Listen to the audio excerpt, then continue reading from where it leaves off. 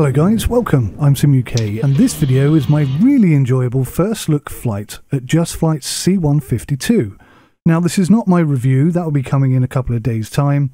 This is just my first look at this aircraft. I skipped through the manual once and I know enough to get us started and just about airborne.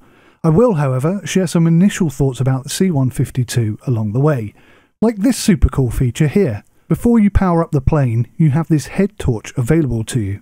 I really love this feature, I think it's so cool. It is a little bit tricky to use when you've got head tracking on, as both my head and the mouse control the movement of the torch, but fundamentally I think this is absolutely epic. I've never seen this before in any aircraft and I absolutely love it.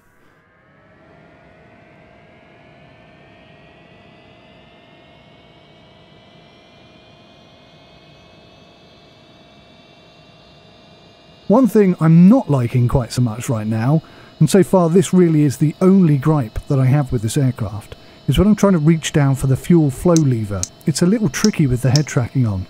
In fairness, this is less of a complaint with the C152 itself, and more to do with where Cessna decided to put it in the original C152, and the limitations that my head tracking setup and X-plane have.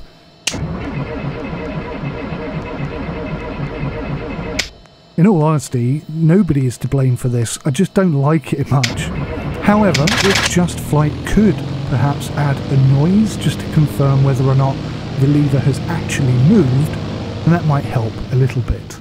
Regardless of that, trying to start the engine without having set the lever correctly does mean that I have fouled the plugs, which is another great feature of this plane. As such, I will run the engine on lean for a few minutes to clean them up.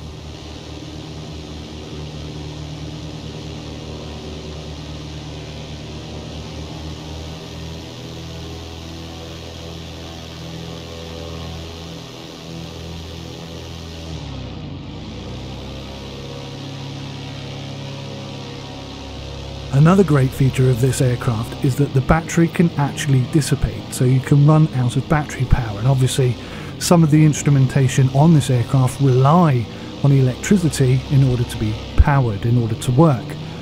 Now in my frustration with the fuel lever, as some of you may have already spotted, I had forgotten to turn the alternator on. Now what's odd is that I did see the low voltage warning lamp light up. I acknowledged it, but I didn't really check the aircraft properly. This is just my first look, and I wasn't even intending on making a video out of this. I was having so much fun in the flight, and we had a rather surprising ending, so please do watch right to the very end of this video in order to see that.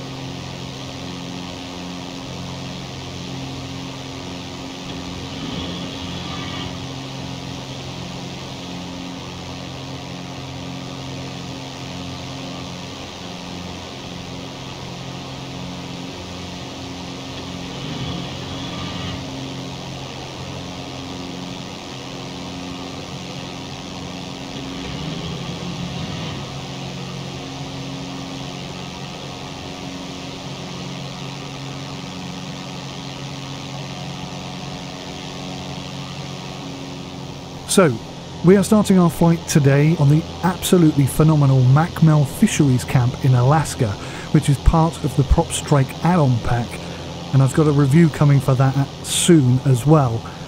If you're fond of GA flying, then absolutely make sure you do not miss that video, because this whole pack, and I've bought everything they've ever released, is brilliant.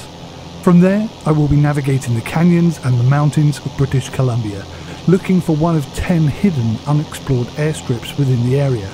I have absolutely no idea where they are. I don't know this location at all, so I will be flying low VFR through the canyons, trying to stay under the clouds wherever possible, but operating VFR over the top whenever necessary. Hardly any of my buttons are bound except for the yaw, the roll and the pitch controls, and of course the throttle. Everything else is going to be controlled via my keyboard or my mouse in the cockpit itself. That means no radio, no GPS or autopilot. Everything will be VFR and flown by hand. I'm also running Active Sky for XP. My head tracking is being supplied by Deal and Clip head tracking. And of course, yeah, we've got the Thrustmaster TCA side stick. And Just Flight actually provided the C152 for me to review for you. And this isn't the review. This is just my first look at the aircraft, and I just enjoyed the whole experience so much I thought I'm going to share that with you guys so you can see how cool that was, because I just think it was really fun.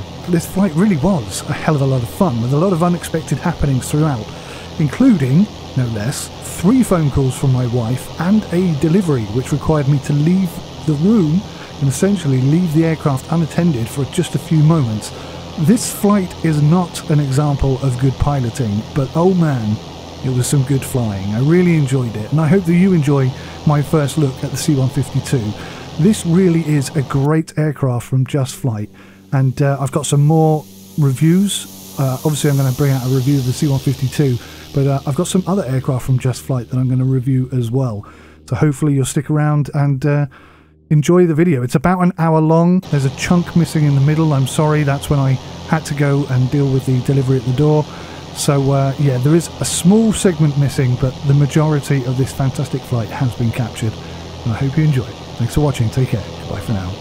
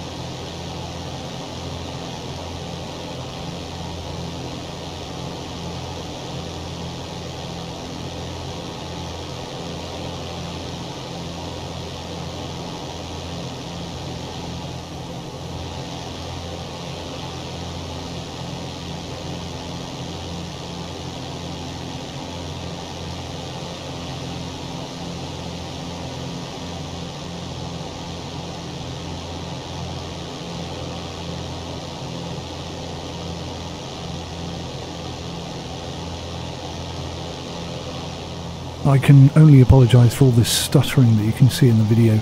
Some sort of conflict between X-Plane 11 and shadow play, NVIDIA shadow play.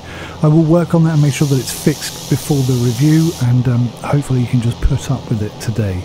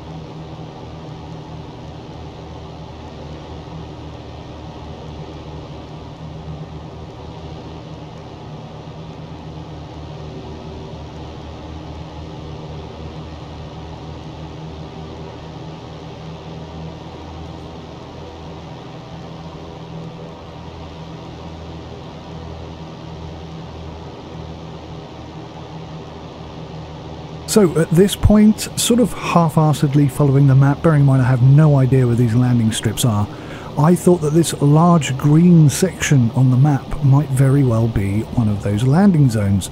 But as you can see, the cloud cover is not really working in my favour. The only thing I could really do was go down and have a look. But unfortunately, a lot of the footage from that manoeuvre was lost because I had to go and deal with the delivery that I mentioned at the beginning of this video. And as such, I lost probably about just a couple of minutes worth of video where I didn't hit the record button quick enough, and it only records the last 20 minutes. So yeah, we just lost a small amount of video there. But yes, apologies for that.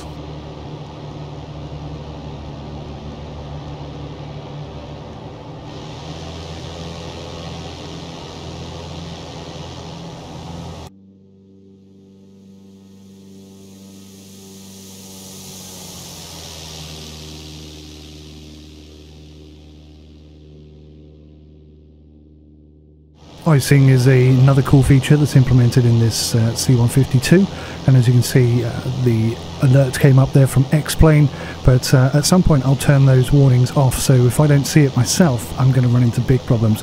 All I had to do effectively was turn the carburettor heat on for a couple of minutes and then put the throttle back up to proper power level so that we could get the heat back into the carburettor, and that fixed it, no problem at all. Ultimately, I finally figured out that the alternator was causing the low voltage problem, as you would expect, and obviously turning it back on is just going to slowly recharge the battery. So I figured it out just in time before we lost some important instruments for the aircraft itself. There's a lot of in-cloud flying up in the clouds like this, so it was essential that I was able to see what was going on. So I'm running low on fuel. I know that there's an airport to the south of me, so I just continued heading that way, still hoping and praying that I might somehow discover a grass strip, a landing zone, something in the trees, but it's actually quite difficult to look out for these things, more difficult than I perhaps initially expected it to be. And it's quite a large area, so I'm going to be having a few of these flights to see if I can locate all 10 of them. And once I have found all 10 of them, then yes, I'm going to be doing something quite special, but I'll leave that little nugget for another time.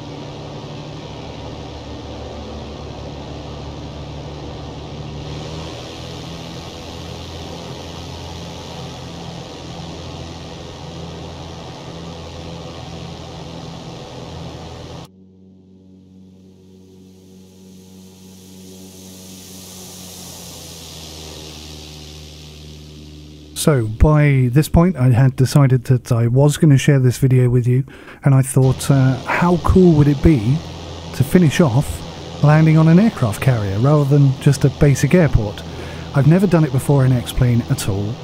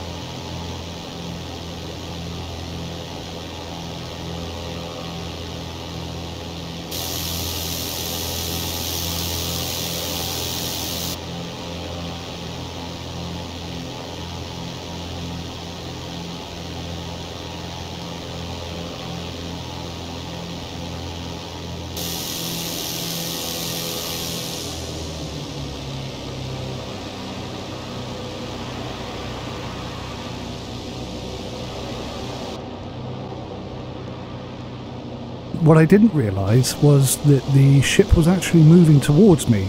So as I came into land, I discovered right at the last moment that I was actually going... Well, I wasn't going faster than I thought I was. The landing strip was going faster than I ever expected it to be. So we had to do a quick 180 and try again. But please do watch right to the end of the video, because it's an unexpected finish, let's say that. I wasn't expecting it anyway. Thanks for watching, take care of yourselves, until next time, goodbye.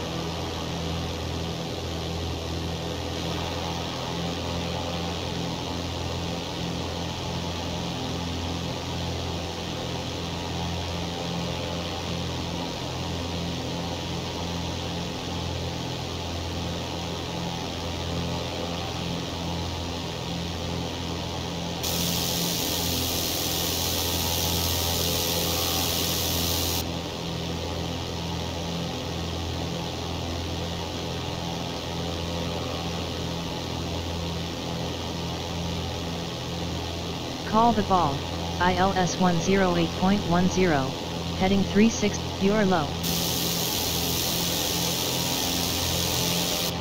You're low. You're low. Right for line up. Right for line up. Right for line up.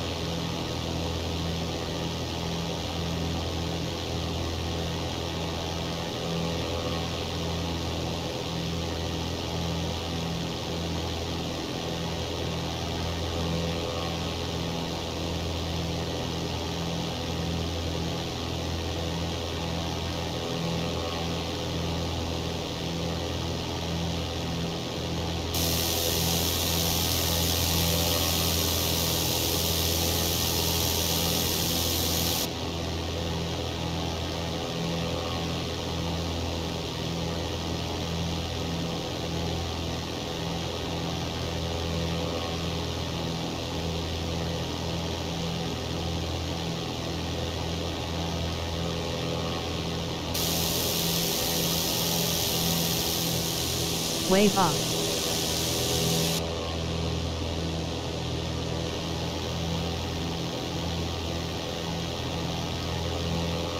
Cut. Wave off. Wave off. Wave off. Wave off. Wave off. Wave off.